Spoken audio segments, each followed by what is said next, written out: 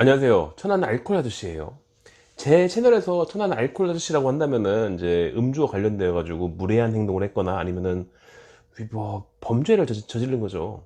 이게 대놓고 욕을 먹는 분야이기도 하고 애시당초에 시작할 때 욕 먹을 걸 각오하기도 했고, 근데 어쩌겠어. 누군가는 할 일이고 이게 10년 이상 해온 사람이 그렇게 많진 않거든. 그러니까 내가 하는 게 하려면 내가 하는 게 맞겠다 싶어서 하는 건데, 오늘은 1년 사이에 음주운전 3번 적발되는 거, 그런데 누구는 집행유예, 누구는 실형, 이 얘기를 하려고 해요. 이게 깊이 들어가면은 다 그럴 만한 이유가 있거든. 근데 깊이 들어가지 않고서 겉에서 본 다음에 뭐 이렇디야 이러고서 망치는 분들을 많이 봤거든. 그러니까 한번 봐보세요.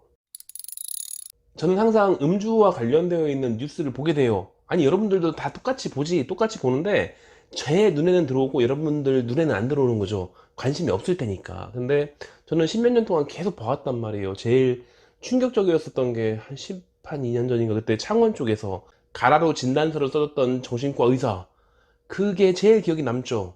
아니, 무슨 영화를 보겠다고 그런 걸 써줘. 그래서인지 창원 쪽에서는 음주운전에 대해서 정말 살벌해요. 창원 쪽에서 오시는 분들은 그렇게 살벌하니까 그래서 오신다고 되게. 근데 오늘도 우연히 기사를 보게 돼가지고 그 기사를 봤는데, 저희 한의원에 오셨던 옛날에 오셨던 분과 굉장히 비슷한 일이 있어가지고서 그게 생각나가지고, 그래서 좀 오늘 그 얘기를 해보려고 하는 거예요.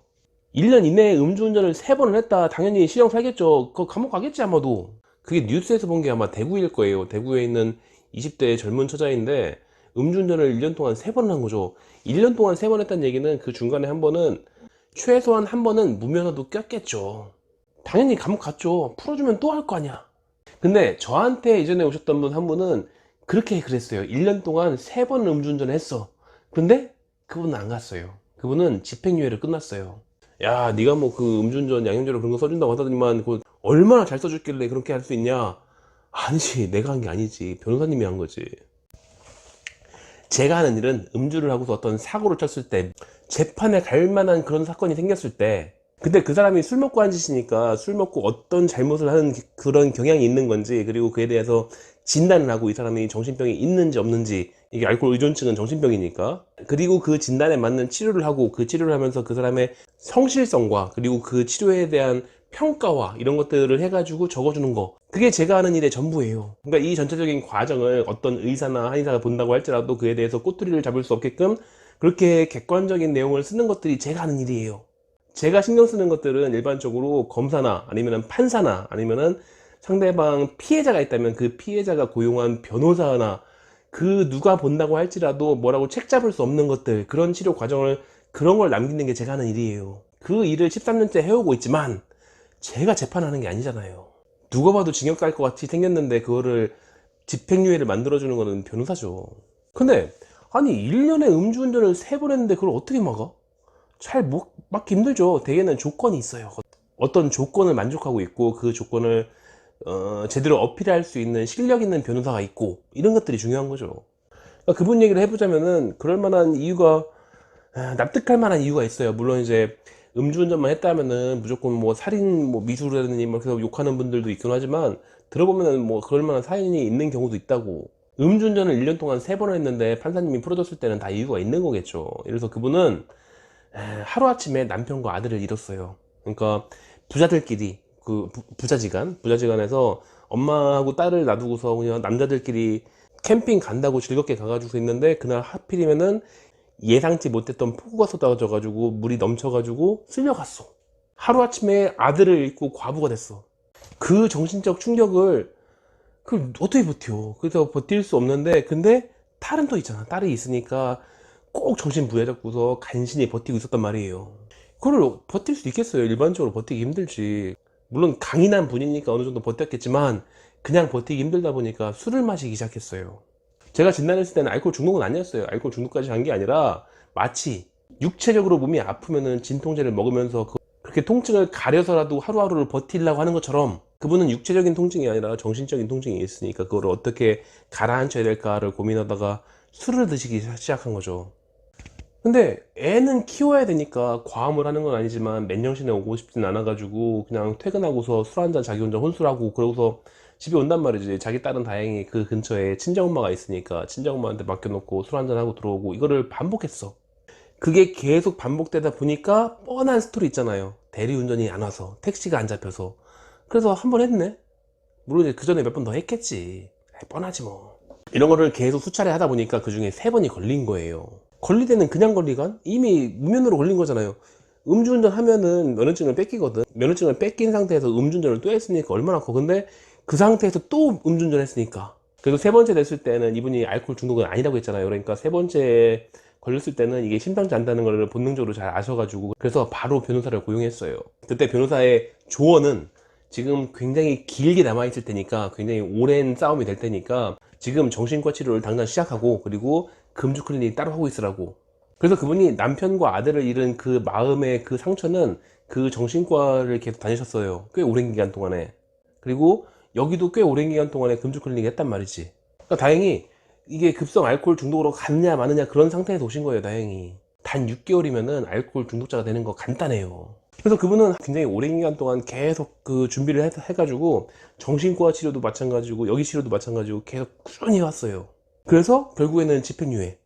이게 완전히 이해 못할 만한 정도는 아니잖아요. 판사도 사람인데, 아니 판사가 사람이라다라기보다는 그냥 납득할 수 있는 부분이 있잖아요. 이 사람이 실수하고 잘못은 했지만 이 사람이 남아있는 그 딸을 바라보면서 정신 차려가지고 술만 끊을 수 있다면 같은 실수를 반복할 이유가 없잖아. 그래서 나온 판결이 그렇게 간단하진 않아요. 나온 판결이 집행유예를 주긴 주는데, 뭐 판결할 때 하는 말 있잖아요. 반성을 하고 있고 재범 방지에 노력을 하고 있고 뭐 저쪽 뭐 이렇게 해서 얘기해가지고서 징역형에 대한 집행을 유예한다 라고 한 다음에 그 다음에 그걸로 끝나지 않고, 다만 술 끊는 건 계속 확인해야겠다. 그래서 금주치료하는데 거기 가가지고 3년 동안 계속 하고 있어라. 그리고 보호관찰을 내릴 테니까 보호관찰관이 불시에 비정기적으로 찾아갈 테니까 그냥 그 사람이 찾아와가지고 호흡기 되면은 불어라. 그거 불지 않으면 재판 다시. 그리고 금주치료하고 있는 거는 3개월에 한 번씩 그 진료 확인서를 제출해라. 판결이 그렇게 나왔어요. 그러니까 우리가 상상할 수 있는 정말 극도의 스트레스, 그러니까 그냥 스트레스라고 하기에는 너무 끔찍한 사건을 당했을 때 그에 대해서 사람이 정말 굳건한 사람이면 모르겠는데 그게 좀 사람이 휘둘리다 보니까 술에 한번 손을 댄 거죠. 그래서 술을 평상시에 그렇게 좋아했던 사람이 아닌데도 불구하고 급성 알코올 중독까지 갈 정도로 그 경계선에 있을 정도로 술에 의존하는 경우가 컸단 말이에요. 하지만 남겨진 자식을 위해서 그 선을 넘진 않았어.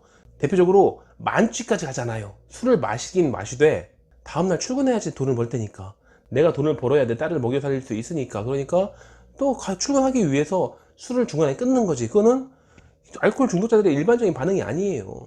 근데 그래도 벌금형으로 끝낼 수는 없죠. 1년에 3번인데. 그러니까 징역형은 때리긴 하는데 집행유예를 하고 있고, 그래서 그에 대해서는 술을 끊고 있다는 보장이 되어야겠으니까 그거를 보호관찰관이 계속 검사를 할 거고, 그리고 지금 하고 있는 치료들 오래 해온 건 알겠지만 치료 계속 더 하고 있으라고.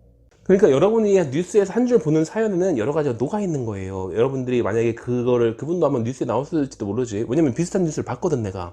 그러니까 뉴스에서 1년에 음주운전 3번 했는데 근데 집행유예야. 그러면 막 욕하고 그러죠. 그러니까 표면적인 것만 보지 마시고 그 안쪽에 있는 내용을 봐야 돼요. 근데 지금 걸려있는 분들, 지금 재판에 걸려있는 분들 같은 경우에는 잘못된 정보를 좀 피하셔야 된다고요. 그러니까 저는 이런 경우를 되게 한심한 경우를 굉장히 많이 봐요. 변호사가 금주 치료를 하라고 했어. 그래서 금주 일단 등록을 했어. 그리고 심지어는 치료도 잘 받고 있었어요. 근데 친구 미인식이 만복이랑 얘기하다 보니까 걔네들이 좀 잘 안 돼. 그러면서 뭘 아는 척을 하는데 그거 뭐대로 그런 거 하냐고. 너 지금 이미 변호사 써가지고서 한 550 날렸고, 만약에 이번에 벌금이 나오면 벌금 존나 세게 나올 텐데 변호사비 이미 날렸는데 거기다 벌금도 세게 맞고 이러면은 그게 돈이 얼마냐. 그러니까 괜히 그런 거 내지 말고, 그런 거 양형재료 내고 반성문 내고 이런 거 내면은 괜히 그 집행유예 받을 거를 내려가지고서 벌금형 받으면 어떡하냐. 근데 집행유예 얼마나 좋아. 집행유예 돈도 안 내. 그러니까 집행유예 받으려면은 내지 말라고. 그래서 안 냈대. 심지어는 자기가 열심히 다녀놓은 다음에 그 서류를 안 떼. 그러고 법정 구속되고, 그리고 변호사한테 다시 얘기해가지고서 이제 항소 준비하고. 근데 부모님도 보내요. 부모님 보내가지고서 진단서를 떼오라고. 아니 진단서를 어떻게 떼? 사람이 없는데. 진단서는 당일에 그 사람이 오지 않으면 못 떼요. 그럼 치료받았다는 확인서를 떼달래. 원래 확인서를 뗄 때는 다른 그 절차가 필요하거든. 근데 떼줄 수 있는 것들은 존재하지. 그때 뭐 가족관계 증명원이라든지 뭐 이런 것도 막 갖고 와가지고서 이거 뭐 쓰고 있고. 아니 어째서 벌금형이 아니면 집행유예일 거라고 지레짐작하는 거예요. 징역형이 있어요. 그 위에. 반성을 하지 않는 피고한테는 징역형 잘 때려요. 전에 얘기했지만 초범에 사고를 낸 것도 아니고 단순 단속인데도 불구하고 근데 반성하지 않는 이유로 구속당한 사람이 있어요. 젊은 나이에 징역 갔다 오는 거 좋은 경험이 아니에요. 그냥 족쇄가 되는 거지. 잘못은 했지. 그걸 어떡하겠어. 시간 돌릴 수 있까. 그러니까 잘못은 했는데 재기의 기회를 받아야 될 거 아니에요. 잘못을 한 거는 인정해야 되는 거고. 이미 음주운전을 한 순간 거의 대부분은 적어도 벌금형이라고 하는 전과가 달려요. 그러니까 그 민식이 만복이 얘기 듣고 그러지 말고 전문가 찾아가지고 상담 잘 하시고, 그리고 변호사님이 이렇게 하라는 대로 잘 따라 하시고 그렇게 하세요. 그냥 뭐 뉴스에 봤는데 이렇대야 이런 말, 그런 얘기 들으면 안 된다니까. 그 한 줄에는 그 사연이 전부 다 나와 있지 않아요. 그 옆에서 같이 지켜봤던 사람으로서 하는 얘기인데 그렇게 판단하면 안 되는 거예요.